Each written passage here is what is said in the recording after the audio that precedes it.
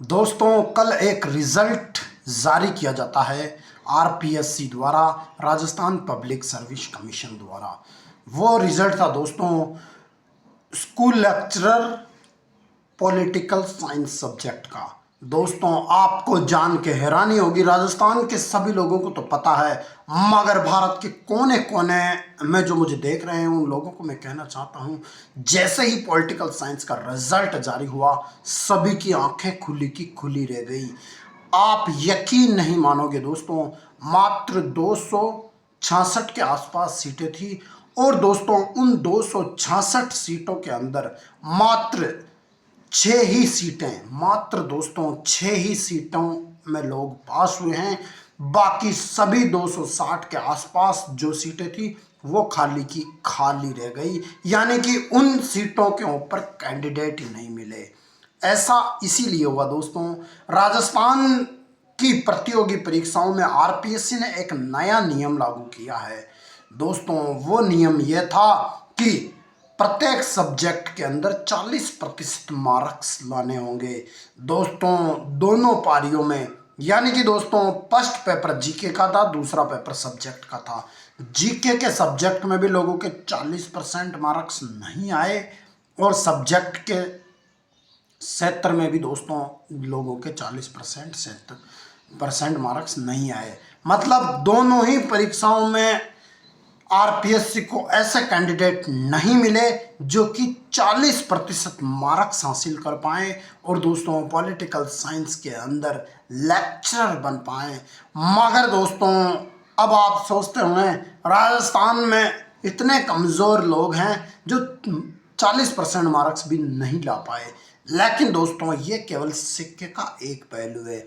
आपको मैं बताना चाहता हूं दोस्तों, ये केवल पॉलिटिकल साइंस का ही नहीं है, दूसरे जितने भी सब्जेक्ट हैं उनमें भी कुछ ऐसा ही हाल हुआ। मगर दोस्तों पॉलिटिकल साइंस में इतना बुरा हाल इसीलिए हुआ क्योंकि दोस्तों यहाँ पे जीके का भी फर्स्ट पार्ट हार्ड था और दूसरा जो पॉलिटिकल साइंस वाला पार्ट था वो भी हार्ड था।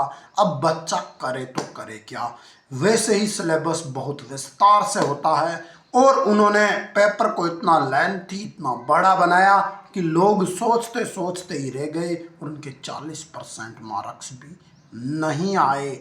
दोस्तों ये बच्चों की गलती नहीं है, ये आरपीएससी की गलती है। आरपीएससी को कम से कम पढ़ने वाले बच्चों के लिए ऐसा पेपर बनाना चाहिए था जिसको बच्चे पढ़कर पास हो सकें। इन्होंने दोस्तों यूपीएससी से भी ज़्यादा हार्ड लेवल के क्वेश्चन डाल दिए। जितना तो दोस्तों आरएस यूपीएससी के अंदर कलेक्टर लोग बनते हैं उनका भी पेपर नहीं होता होगा, उससे भी ज़्यादा हार्ड लेवल का पेपर इन्होंने पॉलिटिकल साइंस सब्जेक्ट का बनाया। जीके का तो फिर भी लोगों ने जैसे तैसे करके पास कर लिया क्योंकि जीके के अंदर मैथमेटिक्स भी आती है, हिंदी भी आती है और भी बाकी ऐसे अनेक सब्जेक्ट आते हैं जिसके द्वारा बच्चा जीके के सब्जेक्ट को पास कर पाएं। लेकिन दोस्तों इस तरीके से पॉलिटिकल साइंस के बच्चों के साथ कुटाराघात हुआ है, उनके साथ दोस्तों धोखा हुआ है और ये धोखा किया है आरपीएससी ने। बार बार युवा कैसे सहेगा इस तरीके से, अगर रिजल्ट आएगा इस तरीके से, अगर पेपर का चुनाव किया जाएगा आरपीएससी के द्वारा, दोस्तों बहुत सरल भी पेपर नहीं होना चाहिए, बहुत हार्ड भी पेपर नहीं होना चाहिए। दोस्तों क्या पेपर बनाने वाले को ये मालूम नहीं होता कि कैसा पेपर बनाना चाहिए। अब दोस्तों बहुत सारे पेपर इतने ज़्यादा लो लेवल के बना दिए जाते हैं राजस्थान में जिसके अंदर दोस्तों मेरिट चली जाती है 90%, 80% से ऊपर। तो क्या वो भी सही है? नहीं है। और क्या इस तरीके का पेपर बनाना चाहिए जिसके अंदर लोगों के 35%, 40% मार्क्स भी नहीं बन पाए? दोस्तों आखिरकार ये जो पेपर बनाने वाला है ये चाहते क्या हैं? ये क्या युवाओं को नौकरी नहीं देना चाहते? क्या ये युवाओं को धोखा देना चाहते हैं? क्या सरकार ने ऐसा बोला होगा उनको कि ऐसा पेपर बनाओ कि सीटें खाली रह जाए और अगली बार और वैकेंसी में इनको ऐड किया जाए?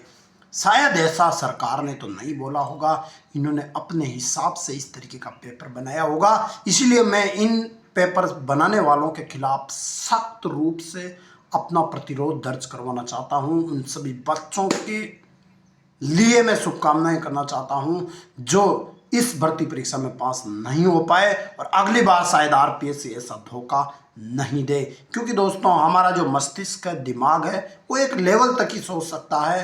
वो कोई कंप्यूटर नहीं है जो हजारों की गणनाएं एक साथ कर दे। दोस्तों इस तरीके के अगर पेपर बनता रहा तो दोस्तों 6 सीटें इस साल भरी है और अगले 10 साल में मात्र 60 सीटें भर पाएगी। ये रियल है दोस्तों, पढ़ने वालों की कोई कमी नहीं है।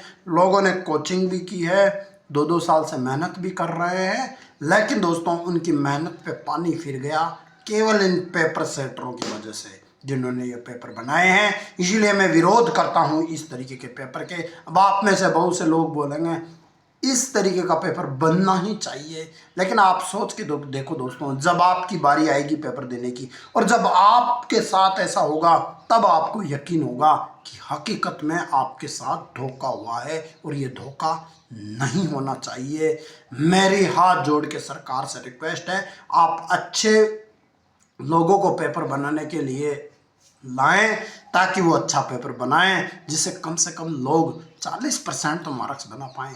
266 सीटें खाली रहना बहुत ही निंदनीय है, बहुत ही शर्मनाक बात है। मेरे हिसाब से कट ऑफ में नीचे लिखा हुआ था कैंडिडेट ही नहीं मिले। ये लो दोस्तों, इससे बड़ा सदमा एक बेरोजगार के लिए क्या हो सकता है। जहाँ पे दोस्तों आपने देखा होगा 4th क्लास के अंदर बीटेक से लेकर जो बहुत भारी भारी लेवल पे पढ़ाई कर रहा है, वो सभी के सभी पीएचडी धारी भी पेपर दे रहे हैं। और वही दोस्तों पीएचडी धारी इस तरीके का पॉलिटिकल साइंस का पेपर भी दिया होगा तो वो भी फेल हो गए होंगे। क्या उनको नॉलेज नहीं थी? नॉलेज थी, केवल इन पेपर सेटरों की वजह से उनके साथ धोखा हुआ है। आप इस बारे में क्या सोचते हैं दोस्तों?